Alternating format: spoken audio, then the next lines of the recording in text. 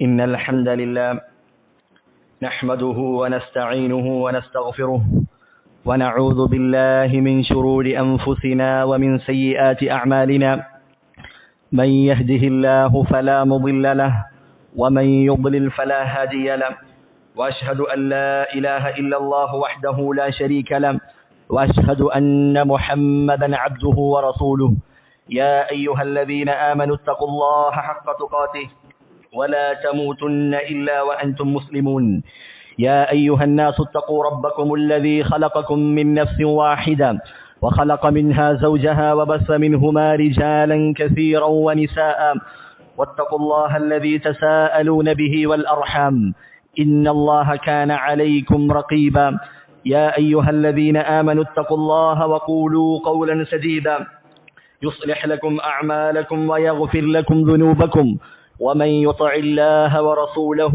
فقد فاز فوزا عظيما أما بعد സ്നേഹമുള്ള മുഅ്മിനീങ്ങളെ, അല്ലാഹു സുബ്ഹാനഹു വ തആലയുടെ വിധിവിലക്കുകൾ ജീവിതത്തിന്റെ എല്ലാ മേഖലകളിലും പാലിക്കണമെന്ന് ആദ്യമായി ഓർമ്മപ്പെടുത്തുകയാണ്, ഉപദേശിക്കുകയാണ്. ഈ ദുനിയാവും അതിലുള്ള ആഡംബരങ്ങളും സൗകര്യങ്ങളുമെല്ലാം ഒരു നാൾ നമ്മിൽ നിന്ന് നീങ്ങിപ്പോവുകയും പരലോകം മാത്രം ബാക്കിയാവുകയും ചെയ്യുന്ന ഒരു ദിനം നമ്മിലേക്ക് വന്നെത്താനുണ്ട്. വൽആഖിറതു ഖൈറുൻ വഅബ്ഖാ, ആഖിറത്താണ് എന്നെന്നും നിലനിൽക്കുന്നതും അതാണ് ഏറ്റവും ഉത്തമമായിട്ടുള്ളതെന്നും അല്ലാഹു സുബ്ഹാനഹു വ തആല നമ്മെ പഠിപ്പിക്കുന്നുണ്ട്.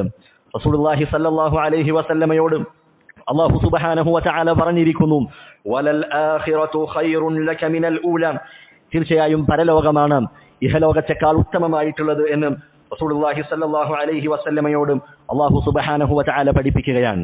ആ പരലോകത്ത് വിജയം കൈവരിക്കുവാൻ, ആ പരലോകത്ത് അല്ലാഹു സുബ്ഹാനഹു വ തആലയുടെ തൃപ്തി കരസ്ഥമാക്കി സ്വർഗത്തിലേക്ക് പ്രവേശിക്കുന്ന ആളുകളിൽ ഉൾപ്പെടാൻ വേണ്ടിയാണ് നാം ഓരോരുത്തരും പരിശ്രമിക്കുന്നതും നാം അധ്വാനിക്കുന്നതും. അല്ലാഹു സുബ്ഹാനഹു വ തആല അവന്റെ അടിമകളോട് അങ്ങേയറ്റം റഹ്മത്തുള്ളവനാണ്. സ്വർഗത്തിലേക്കുള്ള വഴികൾ, സ്വർഗത്തിലേക്കുള്ള മാർഗങ്ങൾ അല്ലാഹു സുബ്ഹാനഹു വ തആല നമുക്ക് എളുപ്പമാക്കി തന്നിരിക്കുകയാണ്. ആ സ്വർഗം നേടിയെടുക്കാനുള്ള വഴികൾ അല്ലാഹു നമ്മുടെ മുൻപിൽ വിശാലമാക്കി തന്നിരിക്കുകയാണ്. ഒരു ചെറിയ അമലുകൾക്ക് പോലും, സൽക്കർമ്മങ്ങൾക്ക് പോലും അല്ലാഹു സുബ്ഹാനഹു വ തആല വാഗ്ദാനം ചെയ്തിരിക്കുന്നതും വലിയ വലിയ പ്രതിഫലങ്ങളും നന്മകളുമാണ്. റസൂലുള്ളാഹി സ്വല്ലല്ലാഹു അലൈഹി വസല്ലം പറഞ്ഞില്ലേ, കുല്ലു അമലി ഇബ്നി ആദമ യുദാഅഫ്, മനുഷ്യനായ മുഅ്മിനായ ഒരു വ്യക്തി അവൻ ചെയ്യുന്ന പ്രവർത്തനങ്ങൾക്കെല്ലാം ഇരട്ടികളായിക്കൊണ്ടാണ് അല്ലാഹു സുബ്ഹാനഹു വ തആല പ്രതിഫലങ്ങൾ രേഖപ്പെടുത്തപ്പെടുന്നത്. അൽ ഹസനതു അശ്റു അംസാലിഹ ഇലാ 700 ضعف, ഒരു നന്മക്ക് 10 ഇരട്ടി മുതൽ 700 ഇരട്ടി വരെ, അതല്ലെങ്കിൽ അല്ലാഹു ഉദ്ദേശിക്കുന്നുവെങ്കിൽ അതിനേക്കാൾ അധികമായി അല്ലാഹു സുബ്ഹാനഹു വ തആല പ്രതിഫലം രേഖപ്പെടുത്തുമെന്ന് റസൂലുള്ളാഹി സ്വല്ലല്ലാഹു അലൈഹി വസല്ലം പറഞ്ഞതായി കാണാം. നാം ചെയ്യുന്ന ഒരു സൽക്കർമ്മത്തിന്റെ കാര്യമാണ് ഈ പറഞ്ഞത്. അപ്പോൾ നമ്മൾ ചെയ്യുന്ന നന്മകൾക്ക് അല്ലാഹു സുബ്ഹാനഹു വ തആല നമുക്ക് രേഖപ്പെടുത്തുന്ന പ്രതിഫലങ്ങൾ അതെത്രയാണെന്ന് നാം ആലോചിക്കേണ്ടതുണ്ട്. അതോടൊപ്പം അല്ലാഹു സുബ്ഹാനഹു വ തആല നന്മകൾക്ക് ഇരട്ടികളായി പ്രതിഫലങ്ങൾ നിശ്ചയിച്ചിട്ടുള്ള കാലങ്ങളും സമയങ്ങളും ദിവസങ്ങളും മാസങ്ങളുമുണ്ട്. അത്തരത്തിലുള്ള ഒരു മാസമാണ് നമ്മുടെ മുന്നിലേക്ക് കടന്നു വരാനിരിക്കുന്നത്. അല്ലാഹു സുബ്ഹാനഹു വ തആല പവിത്രമാക്കിയ ദുൽഹിജ്ജ മാസത്തിലെ ആദ്യത്തെ 10 ദിനങ്ങൾ, ആ ദിനങ്ങൾ നമ്മൾ ഒരിക്കലും അശ്രദ്ധരാകാൻ പാടില്ല. അല്ലാഹു സുബ്ഹാനഹു വ തആല നന്മയിൽ മുന്നേറുവാൻ, നന്മയിൽ ധൃതിപ്പെടുവാനുള്ള സമയമായി, കാലമായി അതിനെ നിശ്ചയിച്ചിരിക്കുന്നു എന്ന് നാം പ്രത്യേകം തിരിച്ചറിയേണ്ടതുണ്ട്. ദുൽഹിജ്ജ മാസത്തിന്റെ പ്രത്യേകതകൾ, അതിന്റെ ശ്രേഷ്ഠതകൾ വിശുദ്ധ ഖുർആനിലും സുന്നത്തിലും ധാരാളമായി നമുക്ക് കാണാം. ഒന്നാമത്തെ ശ്രേഷ്ഠതയായി നമ്മൾ മനസ്സിലാക്കേണ്ടത് അല്ലാഹുവിന്റെ അടുക്കൽ പവിത്രമാക്കപ്പെട്ട മാസമാണ് ദുൽഹിജ്ജ മാസം എന്ന് പറയുന്നത്. ഇന്ന ഇദ്ദത ശുഹൂരി ഇൻദല്ലാഹി 12 ശഹ്റൻ ഫീ കിതാബില്ലാഹി യൗമ ഖലഖസ് സമാവാതി വൽ അർദ്, ആകാശഭൂമികൾ സൃഷ്ടിച്ച അന്ന് മുതൽ അല്ലാഹുവിന്റെ അടുക്കൽ രേഖപ്പെടുത്തപ്പെട്ടിരിക്കുന്നത് മാസങ്ങളുടെ എണ്ണം അത് 12 എണ്ണമാകുന്നു. മിൻഹ അർബഅത്തുൻ ഹുറും, ആ 12 മാസങ്ങളിൽ 4 എണ്ണം പവിത്രമാക്കപ്പെട്ട മാസമാണ്. ആ 4 മാസങ്ങൾ ഏതൊക്കെയാണ്? തുടർച്ചയായി വരുന്ന 3 മാസങ്ങൾ ദുൽഖഅദയും ദുൽഹിജ്ജയും മുഹറമും, അതുപോലെ തന്നെ റജബ് മാസവും. ഈ 4 മാസവും അല്ലാഹു സുബ്ഹാനഹു വ തആല പവിത്രത കൽപ്പിച്ച മാസങ്ങളാണ്. അല്ലാഹു പവിത്രത കൽപ്പിച്ച മാസങ്ങൾക്കും ദിവസങ്ങൾക്കും സ്ഥലങ്ങൾക്കും വ്യക്തികൾക്കുമൊക്കെ നമ്മൾ പവിത്രത നൽകേണ്ടതുണ്ട്. അതിനെ നമ്മൾ ആദരിക്കേണ്ടതുണ്ട്, ബഹുമാനിക്കേണ്ടതുണ്ട്. അത്തരത്തിൽ ദുൽഹിജ്ജ മാസത്തെ ആ ആദരവോടുകൂടി, ബഹുമാനത്തോടുകൂടി നമ്മൾ അതിനെ വരവേൽക്കുകയും അതിൽ ഇബാദത്തുകളുമായി മുന്നേറാൻ പരിശ്രമിക്കുകയും ചെയ്യേണ്ടതുണ്ട്. അതാണ് ദുൽഹിജ്ജയുടെ ഒന്നാമത്തെ ശ്രേഷ്ഠതയായി നമ്മൾ മനസ്സിലാക്കേണ്ടതും. രണ്ടാമതായി ദുൽഹിജ്ജയിലെ ഈ 10 ദിനങ്ങൾ, ആ ദിനങ്ങളെ കുറിച്ച് അല്ലാഹു സത്യം ചെയ്ത് പറഞ്ഞിരിക്കുകയാണ്. വലയാലിൻ അശർ, 10 രാവുകൾ തന്നെയാകുന്നു സത്യം. അതിന്റെ ഒരു വിശദീകരണമായി മഹാനായ ഇബ്നു അബ്ബാസ് റളിയല്ലാഹു അൻഹുമ അദ്ദേഹം പറഞ്ഞതായി കാണാം, ദുൽഹിജ്ജയിലെ ദിനങ്ങളാണ്, ദുൽഹിജ്ജയിലെ ആദ്യത്തെ 10 രാത്രികളാണ് അതുകൊണ്ട് ഉദ്ദേശിക്കപ്പെടുന്നത് എന്ന് മഹാനായ സഹാബി ഇബ്നു അബ്ബാസ് റളിയല്ലാഹു അൻഹുമ അദ്ദേഹം രേഖപ്പെടുത്തുകയാണ്. ദുൽഹിജ്ജ മാസത്തിന്റെ 3ാമത്തെ ശ്രേഷ്ഠതയായി റസൂലുള്ളാഹി സ്വല്ലല്ലാഹു അലൈഹി വസല്ലമ പറഞ്ഞു, അഫ്ളു അയ്യാമിദ് ദുനിയ അയ്യാമുൽ അശ്ർ, ദുനിയാവിലെ ഏറ്റവും ശ്രേഷ്ഠതയുള്ള ദിനങ്ങൾ അത് ദുൽഹിജ്ജയിലെ ആദ്യത്തെ 10 ദിവസങ്ങളാണെന്നും റസൂലുള്ളാഹി സ്വല്ലല്ലാഹു അലൈഹി വസല്ലമ പഠിപ്പിക്കുകയാണ്. ആ 10 ദിനത്തിലാണ് ഏറ്റവും ശ്രേഷ്ഠമായ ദിവസം ഉൾക്കൊള്ളുന്നത്. അതാണ് റസൂലുള്ളാഹി പറഞ്ഞത്, അഫ്ളലുൽ അയ്യാമി ഇൻദല്ലാഹി യൗമുൻ നഹർ, ദിവസങ്ങളുടെ കൂട്ടത്തിൽ ഏറ്റവും ശ്രേഷ്ഠമായ ദിവസം എന്ന് പറയുന്നത് അത് യൗമുൻ നഹറാണ്. അഥവാ ദുൽഹിജ്ജ 10ന്റെ അന്ന് ബലിയറുക്കുന്ന ദിവസം. അതാണ് അല്ലാഹു സുബ്ഹാനഹു വ തആലയുടെ പക്കൽ ദിവസങ്ങളുടെ കൂട്ടത്തിൽ ഏറ്റവും ശ്രേഷ്ഠമായതെന്നും റസൂലുള്ളാഹി സ്വല്ലല്ലാഹു അലൈഹി വസല്ലമ പഠിപ്പിക്കുന്നു. മറ്റൊരു ശ്രേഷ്ഠതയായി നമുക്ക് മനസ്സിലാക്കാം, നമ്മുടെ ദീൻ അത് അല്ലാഹു സുബ്ഹാനഹു വ തആല പൂർത്തീകരിച്ച് നൽകിയതും ഈ ദുൽഹിജ്ജയിലെ ആദ്യത്തെ 10 ദിനങ്ങളിലെ ദുൽഹിജ്ജ 9-നാണ്, അറഫ ദിനത്തിലാണ് എന്ന് നമുക്ക് മനസ്സിലാക്കാൻ കഴിയും. അൽ യൗമ അക്മൽതു ലക്കും ദീനക്കും വഅത്മംതു അലൈക്കും നിഅമതി വറദീതു ലക്കുമുൽ ഇസ്ലാമ ദീന എന്ന ആയത്ത് അവതരിക്കുന്നതും അത് ദുൽഹിജ്ജ 9-നാണ് എന്ന കാര്യം നമ്മൾ ഓർക്കേണ്ടതുണ്ട്. അല്ലാഹു സുബ്ഹാനഹു വ തആല അവന്റെ നിഅമത്ത് പൂർത്തീകരിച്ചു തന്ന ഈ ദീൻ നമുക്ക് അനുഗ്രഹിച്ചു നൽകിയ മാസം, അനുഗ്രഹിച്ചു നൽകിയ ദിവസം അതാണ് ദുൽഹിജ്ജ 9 എന്ന് പറയുന്നത്.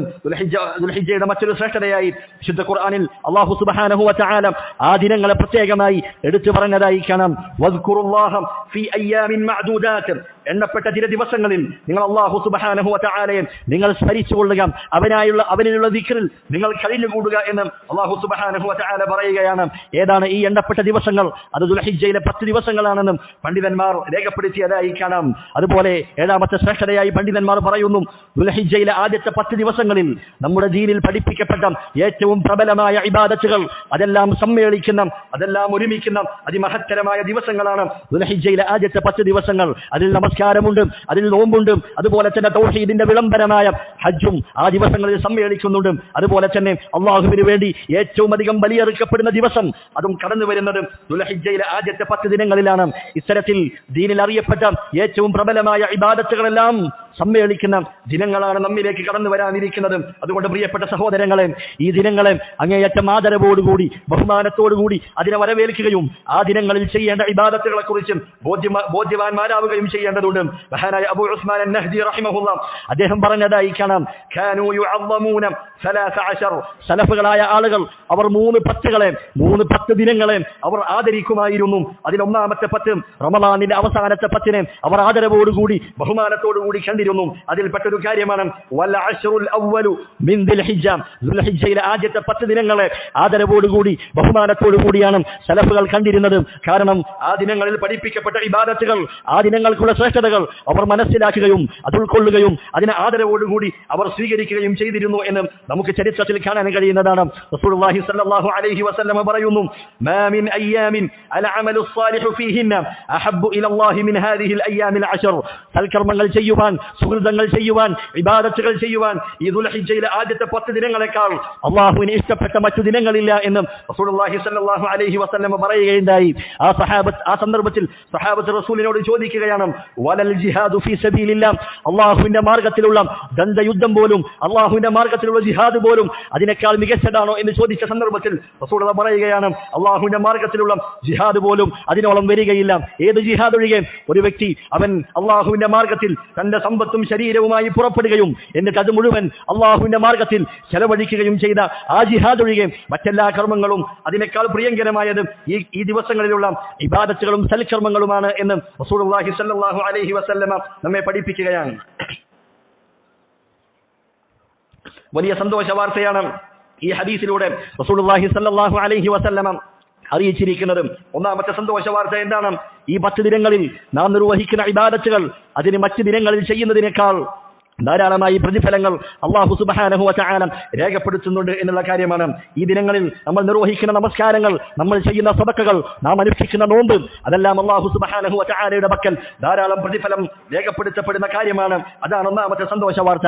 2ാമത്തേത് അല്ലാഹു സുബ്ഹാനഹു വ തആലയ്ക്കും അങ്ങേയറ്റം ഇഷ്ടമുള്ള പ്രവർത്തനങ്ങളാണ് ഈ ദിനങ്ങളിൽ നിർവഹിക്കുന്ന ഇബാദത്തുകളെന്നും റസൂലുള്ളാഹി സ്വല്ലല്ലാഹു അലൈഹി വസല്ലം അവിടുന്ന് പഠിപ്പിക്കുകയാണ്. അതുകൊണ്ട് തന്നെ ഈ 10 ദിനങ്ങളിൽ ധാരാളം ഇബാദത്തുകൾ പ്രോത്സാഹിപ്പിക്കപ്പെട്ടിട്ടുണ്ട്. അതിലേറ്റവും പ്രധാനപ്പെട്ടത് ഹജ്ജ് നിർവഹിക്കുക എന്നുള്ളതാണ്. ഇസ്ലാമിന്റെ പഞ്ചസ്തംഭങ്ങളിൽ അതിന്റെ 5ാമത്തെ കാര്യമായ ഹജ്ജ് നിർവഹിക്കാനുള്ള ദിവസങ്ങളും സമയങ്ങളുമാണ് ദുൽഹിജ്ജയിലെ ആദ്യത്തെ 10 ദിനങ്ങളിലൂടെ കടന്നു പോകുന്നത്. ഇസ്ലാമികമായി ഒരു വ്യക്തിക്ക് അവന് ഹജ്ജ് നിർവഹിക്കാനുള്ള കഴിവുണ്ടെങ്കിൽ ആ ഹജ്ജ് നിർവഹിക്കുക എന്നത് അവരെ സംബന്ധിച്ചിടത്തോളം നിർബന്ധമായ ബാധ്യതയാണ് എന്ന കാര്യം നമ്മൾ പ്രത്യേകമായി ഓർക്കേണ്ടതുണ്ട്. അതുപോലെ തന്നെ ഈ 10 ദിനങ്ങളിൽ ധാരാളമായി നിർവഹിക്കാനുള്ള മറ്റൊരു ഇബാദത്താണ് ധാരാളമായി തക്ബീറുകൾ, ധാരാളമായി തഹ്ലീലുകളും തഹ്മീദുകളും വർദ്ധിപ്പിക്കുക എന്നുള്ള കാര്യം. റസൂലുള്ളാഹി സ്വല്ലല്ലാഹു അലൈഹി വസല്ലം പറഞ്ഞില്ലേ, ഫഅക്സിറൂ ഫീഹിന്ന മിനത് തഹ്ലീലി വത്തക്ബീരി വത്തഹ്മീദ്. ആ 10 ദിനങ്ങളിൽ നിങ്ങൾ ധാരാളമായി തഹ്ലീലുകൾ വർദ്ധിപ്പിക്കുക, അഥവാ ലാ ഇലാഹ ഇല്ലല്ലാഹ് എന്നുള്ള ദിക്ർ നിങ്ങൾ അധികമായി വർദ്ധിപ്പിക്കുക, വത്തക്ബീരി ധാരാളമായി തക്ബീറുകൾ ചൊല്ലുക, വത്തഹ്മീദ് ധാരാളമായി അല്ലാഹുവിനെ ഹംദ് പറയുക, അൽഹംദുലില്ലാഹ് എന്നുള്ള ദിക്റുകൾ അത് ധാരാളമായി നിങ്ങൾ ഉരുവിട്ടുകൊള്ളുക എന്ന് റസൂലുള്ളാഹി സ്വല്ലല്ലാഹു അലൈഹി വസല്ലം പറയുന്നു. വിശുദ്ധ ഖുർആനിൽ അല്ലാഹു പറഞ്ഞതുപോലെ വദ്കുറുല്ലാഹ ഫീ അയ്യാമിൻ മഅദൂദാത്ത്, ആ എണ്ണപ്പെട്ട ദിവസങ്ങളിൽ നിങ്ങൾ അല്ലാഹുവിനെ നിങ്ങൾ ധാരാളമായി ദിക്ർ ചെയ്യുക. ഈ ആയത്തിൽ വന്നിട്ടുള്ള ദിക്ർ എന്നുള്ള പ്രയോഗം അത് നാം ശരിയായി മനസ്സിലാക്കേണ്ടതുണ്ട്.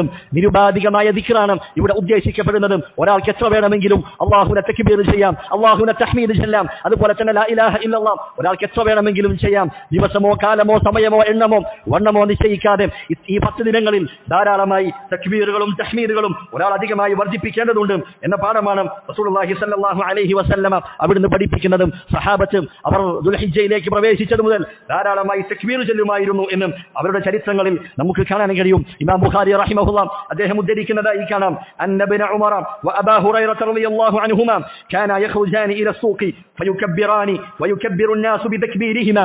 മഹാനായ ഇബ്നു ഉമർ അതുപോലെ തന്നെ അബൂ ഹുറൈറ റളിയല്ലാഹു അൻഹുമാ അവരിരുവരും ദുൽഹിജ്ജ മാസമായി കഴിഞ്ഞാൽ അവർ അങ്ങാടികളിലേക്ക് പുറപ്പെടുകയും അങ്ങനെ അങ്ങാടികളിൽ വെച്ച് അവർ തക്ബീറുകൾ മുഴക്കുകയും ചെയ്യുമായിരുന്നു. അങ്ങനെ അവരുടെ തക്ബീറുകൾ കേട്ടത് കാരണമായി ജനങ്ങളും ആ തക്ബീറുകൾ അത് ചൊല്ലാറുണ്ട് എന്ന് മഹാനായ ഇമാം ബുഖാരി റഹിമഹുല്ലാഹ് അദ്ദേഹം രേഖപ്പെടുത്തിയതായി കാണാം. തങ്ങൾക്ക് പ്രത്യേകമായി വാങ്ങുവാനോ വിൽക്കുവാനോ ഒന്നുമില്ലാനിട്ട് കൂടി അവർ അങ്ങാടികളിലേക്ക് പുറപ്പെടുമായിരുന്നു. എന്തിനു വേണ്ടിയാണ്? ജനങ്ങൾക്ക് തക്ബീറിനെ കുറിച്ച് ഓർമ്മിപ്പിക്കുന്നതിന് വേണ്ടി, ആ ജനങ്ങൾ തക്ബീർ ചൊല്ലുന്നതിന് വേണ്ടി അവർ അപ്രകാരം ചെയ്യാറുണ്ട് എന്ന് നമുക്ക് ഹദീസ് ഗ്രന്ഥങ്ങളിൽ വെച്ച് കാണാൻ കഴിയുന്നതാണ്. മഹാനായ താബിഈ മൈമൂൻ ഇബ്നു മിഹ്റാൻ റഹിമഹുല്ലാഹ് അദ്ദേഹം രേഖപ്പെടുത്തിയതായി കാണാം, അദ്റക്തുൻ നാസ വഇന്നഹും ലയുകബ്ബിറൂന ഫിൽ അശ്രി. ഞാൻ ചില ആളുകളെ കണ്ടിട്ടുണ്ട്, അഥവാ സ്വഹാബത്തിനെ ഞാൻ കണ്ടിട്ടുണ്ട്, അവർ ദുൽഹിജ്ജ ആദ്യത്തെ 10 അവർ തക്ബീർ ചൊല്ലുന്നവരാണ്. എന്നിട്ട് അദ്ദേഹം പറയുന്നു, ഹത്താ കുൻതു ഉശബ്ബിഹു ബിൽ അംവാജി മിൻ കസ്റതിഹാ. അവരുടെ തക്ബീറിന്റെ ആധിക്യം കാരണത്താൽ ഞാൻ അതിനെ ഉപമിച്ചിരുന്നത് കടലുകളുടെ തിരമാലകളോടായിരുന്നു, അഥവാ തക്ബീറിന്റെ നിലക്കാത്ത പ്രവാഹമായിരുന്നു സഹാബത്തിന്റെ വായയിലൂടെ അവരുടെ ചുണ്ടുകളിലൂടെ അവർ ഉരുവിട്ടുകൊണ്ടിരുന്നത് എന്ന് മഹാനായ താബിഈ മൈമൂൻ ഇബ്നു മിഹ്റാൻ റഹിമഹുല്ലാഹ് രേഖപ്പെടുത്തുകയാണ്. അതുകൊണ്ട് ധാരാളമായി തക്ബീറുകളും തഹ്മീദുകളും തഹ്ലീലുകളും വർദ്ധിപ്പിക്കേണ്ട സമയമാണ് നമ്മിലേക്ക് കടന്നു വരാനിരിക്കുന്നത് എന്ന ബോധ്യം നമ്മിൽ ഉണ്ടായിരിക്കേണ്ടതുണ്ട്. തക്ബീറിന്റെ പല രൂപങ്ങളും സഹാബത്തിൽ നിന്ന് സ്ഥിരപ്പെട്ടു വന്നതായി കാണാം. എന്നാൽ അതിലേറ്റവും മികച്ചത് മഹാനായ ഇബ്നു മസ്ഊദ് അബ്ദുല്ലാഹി ഇബ്നു മസ്ഊദ് റളിയല്ലാഹു അൻഹുവിൽ നിന്നും സ്ഥിരപ്പെട്ടു വന്ന രൂപമാണ് അല്ലാഹു അക്ബർ അല്ലാഹു അക്ബർ ലാ ഇലാഹ ഇല്ലല്ലാഹു വല്ലാഹു അക്ബർ അല്ലാഹു അക്ബർ വലില്ലാഹിൽ ഹംദ്. ഇതാണ് തക്ബീറിന്റെ ഏറ്റവും മികച്ച രൂപമെന്ന് പണ്ഡിതന്മാർ രേഖപ്പെടുത്തിയതായി കാണാം. കാരണം തക്ബീറിന്റെ ഈ രൂപത്തിൽ റസൂലുള്ളാഹി സ്വല്ലല്ലാഹു അലൈഹി വസല്ലമ അവിടുന്ന് പ്രോത്സാഹിപ്പിച്ച 3 കാര്യങ്ങളും ഉൾക്കൊള്ളുന്നുണ്ട്. അതിൽ തക്ബീറുണ്ട്, അതിൽ അല്ലാഹു അക്ബർ എന്നുണ്ട്, അതിൽ തഹ്മീദുണ്ട്, വലില്ലാഹിൽ ഹംദ് എന്നുണ്ട്, അതിൽ തഹ്ലീലുണ്ട്, ലാ ഇലാഹ ഇല്ലല്ലാഹ് എന്നുണ്ട്. ഈ 3 കാര്യങ്ങളും സമ്മേളിക്കുന്ന തക്ബീറാണ് മഹാനായ അബ്ദുല്ലാഹി ഇബ്നു മസ്ഊദ് റളിയല്ലാഹു അൻഹു പറഞ്ഞിട്ടുള്ള തക്ബീർ.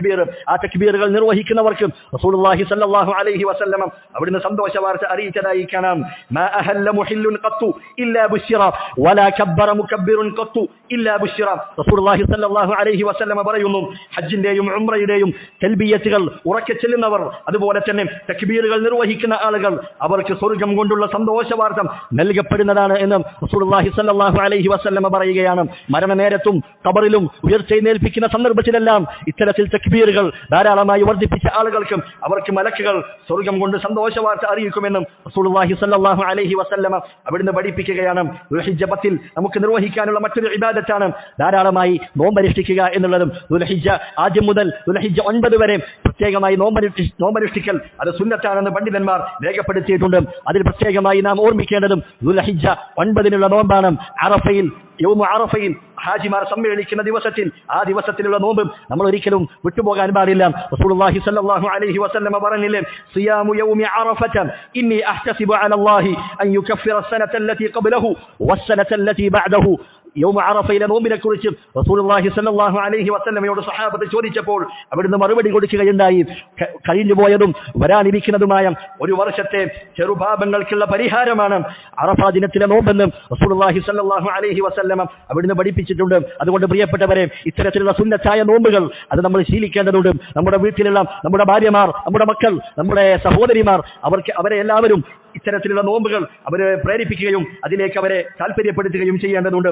അതുപോലെ ദുൽഹിജ്ജ 10 നമുക്ക് നിർവഹിക്കാനുള്ള വളരെ പ്രധാനപ്പെട്ട ഒരു ഇബാദത്താണ് അള്ളാഹുവിന്റെ മാർഗത്തിലുള്ള ബലികർമ്മം എന്ന് പറയുന്നത്. ഫസല്ലി ലിറബ്ബിക വൻഹർ, നീ നിന്റെ റബ്ബിന് വേണ്ടി നമസ്കരിക്കുകയും നിന്റെ റബ്ബിന് വേണ്ടി നീ ബലിയർപ്പിക്കുകയും ചെയ്യുക.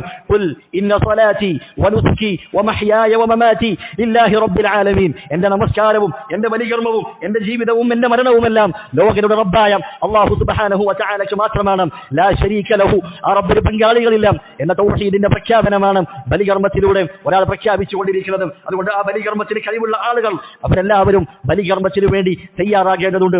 ആവശ്യത്തിനും അനാവശ്യത്തിനുമായി എത്രയോ സമ്പത്ത് നമ്മൾ ചെലവഴിക്കാറുണ്ട്. അതുകൊണ്ട് പ്രിയപ്പെട്ടവരെ, നമ്മൾ ബലികർമ്മത്തിൽ പങ്കാളികളാകണം. ഒരു ഷെയറാണെങ്കിൽ ആ ഷെയറെങ്കിലും നമ്മൾ ഇപ്പോൾ തന്നെ അതിനുവേണ്ട മുൻകരുതലുകൾ, തയ്യാറെടുപ്പുകൾ നടത്തേണ്ടതുണ്ട്. റസൂലുള്ളാഹി സ്വല്ലല്ലാഹു അലൈഹി വസല്ലമയെ കുറിച്ച് സ്വഹാബത്ത് രേഖപ്പെടുത്തുകയാണ്, നബിയു സ്വല്ലല്ലാഹു അലൈഹി വസല്ലമ ബികബിശൈനി അംലഹൈനി, 2 വെളുത്ത ആടുകളെ റസൂലുള്ളാഹി സ്വല്ലല്ലാഹു അലൈഹി വസല്ലമ അവിടുന്ന് ബലിയർപ്പിച്ചിരുന്നു എന്ന് നമുക്ക് ഹദീസുകളിൽ കാണാൻ പറ്റും. റസൂലുള്ളാഹി മറ്റൊരിക്കൽ പറഞ്ഞു, മൻ വജദ സഅതൻ ഫലം യുദഹി ഫലാ യഖറബന്ന മുസല്ലാന, സാമ്പത്തികമായി ശേഷിയുണ്ടായിട്ടും കഴിവുണ്ടായിട്ടും ബലിയർക്കാത്ത ആളുകൾ അവർ നമ്മുടെ മുസല്ലയിലേക്കും ഈദ്ഗാഹിലേക്കും അവർ അടുക്കാൻ പാടില്ല എന്ന് റസൂലുള്ളാഹി സ്വല്ലല്ലാഹു അലൈഹി വസല്ലമ താക്കീത് രൂപേണ അവിടുന്ന് പറഞ്ഞതായി കാണാം. അതുകൊണ്ട് കഴിവുള്ള ആളുകൾ അവരെല്ലാം എത്രയും പെട്ടെന്ന് തന്നെ ഈ ബലികർമ്മം എന്ന് പറയുന്ന മഹത്തരമായ ഇബാദത്തിന്റെ കാര്യം പ്രത്യേകം ശ്രദ്ധിക്കണമെന്ന് ഓർമ്മപ്പെടുത്തുകയാണ്. ബലിയറുക്കുന്നതിലൂടെ അല്ലാഹു സുബ്ഹാനഹു വ തആല നമ്മിൽ നിന്ന് ഉദ്ദേശിക്കുന്നത് എന്താണ്? നമ്മുടെ തഖ്വയും നമ്മുടെ ഇഖ്ലാസുമാണ് അല്ലാഹു സുബ്ഹാനഹു വ തആല ഉദ്ദേശിക്കുന്നത്. ലയനാലല്ലാഹ ലുഹൂമുഹാ വലാ ദിമാഉഹാ, നിങ്ങൾ അറുക്കുന്ന ബലിമൃഗത്തിന്റെ മാംസമോ രക്തമോ അതല്ല അല്ലാഹുവിലേക്ക് എത്തുന്നത്, മറിച്ച് വലാകിൻ യനാലുഹു തഖ്വാ മിൻകും, ആ കർമ്മം നിർവഹിക്കുമ്പോൾ നിങ്ങളുടെ ഹൃദയാന്തരങ്ങളിലുള്ള തഖ്വയാണ് അല്ലാഹുവിന്റെ പക്കൽ സ്ഥാനം പിടിക്കുന്നത് എന്ന് അല്ലാഹു സുബ്ഹാനഹു വ തആല പറഞ്ഞതായി കാണാം. അതുകൊണ്ട് ബലികർമ്മം എന്നത് അതൊരു നാട്ടാചാരമായി അങ്ങനെയല്ല നമ്മൾ അനുഷ്ഠിക്കേണ്ടത്, അതൊരു ഇബാദത്താണ് എന്ന ബോധ്യത്തോടു കൂടി തന്നെ ഈ കർമ്മത്തിലേക്ക് മുന്നിട്ട് വരികയും അത്തരത്തിൽ ധാരാളമായി ഇബാദത്തുകളിൽ മുഴുകുന്ന ആളുകളിൽ അല്ലാഹു സുബ്ഹാനഹു വ തആല നാം ഏവരെയും ഉൾപ്പെടുത്തി അനുഗ്രഹിക്കുമാറാകട്ടെ. അഖൂലു ഖൗലി ഹാദാ വഅസ്തഗ്ഫിറുല്ലാഹ ലി വലക്കും ഫസ്തഗ്ഫിറൂഹു ഇന്നഹു ഹുവൽ ഗഫൂറുർ റഹീം.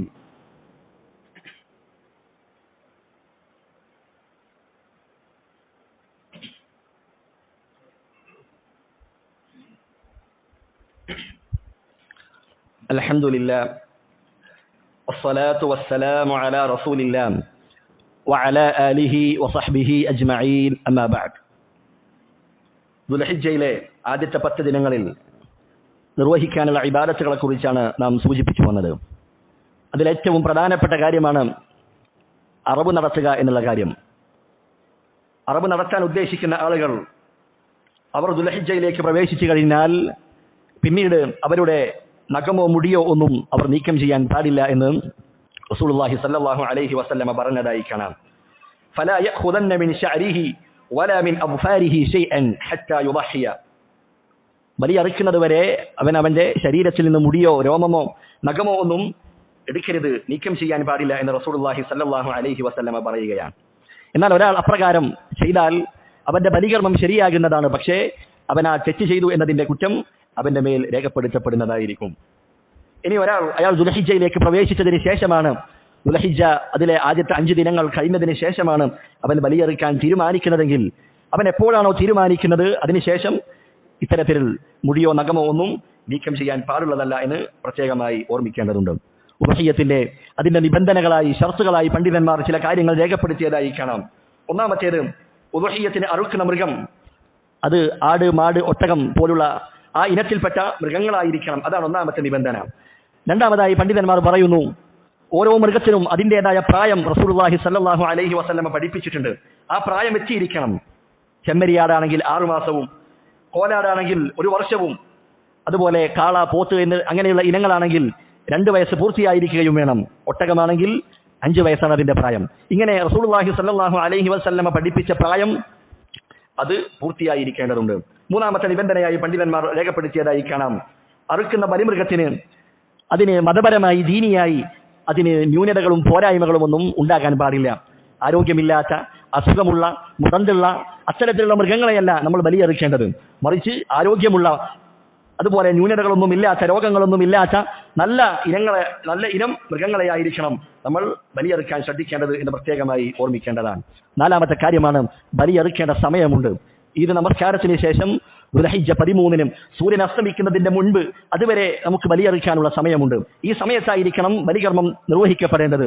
ഒരാൾ ഈദിന് മുൻപ്, ഈദ് നമസ്കാരത്തിന് മുൻപ് ബലിയറുത്താൽ അത് ബലികർമ്മമായി പരിഗണിക്കപ്പെടുകയില്ല എന്നുകൂടി നമ്മൾ മനസ്സിലാക്കേണ്ടതുണ്ട്. അതുപോലെ തന്നെ റസൂലുള്ളാഹി സ്വല്ലല്ലാഹു അലൈഹി വസല്ലമയുടെ അധ്യാപനത്തിൽ നിന്ന് നമുക്ക് മനസ്സിലാക്കാം, അറവ് നടത്തുന്ന ആളുകൾ, അറവ് നടത്താൻ വരുന്ന ജോലിക്കാർ, അവർക്ക് കൂലിയായി നമ്മൾ ആ അറവ് മൃഗത്തിൽ നിന്ന് തന്നെ മാംസം അവർക്കൊരു കൂലിയായി നൽകാൻ പാടില്ല.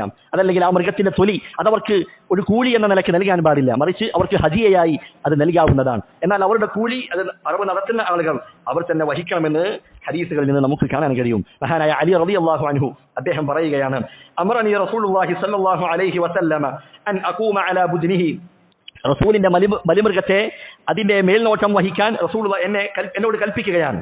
وأن أتصدق بلحمها وجلودها وأجلتها, ആ ബലിമൃഗത്തിന്റെ മാംസവും അതിന്റെ തോലും അതിന്റെ പുറത്ത് വിരിച്ച വസ്ത്രവുമെല്ലാം അത് സദഖ നൽകുവാനും റസൂലുള്ളാഹി എന്നോട് കൽപ്പിച്ചു.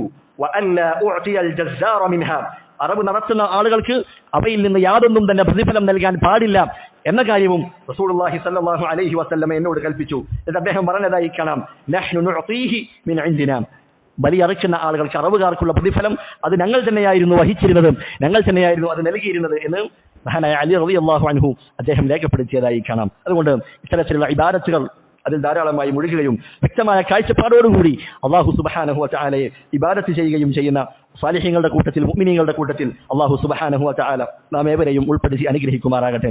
അല്ലാഹുമ്മ ഗ്ഫിർ ലിൽ മുഅ്മിനീന വൽ മുഅ്മിനാത്ത് വൽ മുസ്ലിമീന വൽ മുസ്ലിമാത്ത് അൽ അഹ്യാഇ മിൻഹും വൽ അംവാത്ത് ഇന്നക മുജീബു ദഅവാതി യാ ഖാദിയൽ ഹാജാത്ത്. റബ്ബന ഗ്ഫിർ ലനാ വലി ഇഖ്വാനിന الذين سبقونا بالإيمان ولا تجعل في قلوبنا غلا للذين آمنوا ربنا إنك رؤوف رحيم. ربنا لا تزغ قلوبنا بعد إذ هديتنا وهب لنا من لدنك رحمة إنك أنت الوهاب. ربنا آتنا في الدنيا حسنة وفي الآخرة حسنة وقنا عذاب النار. اللهم صل وسلم على نبينا محمد.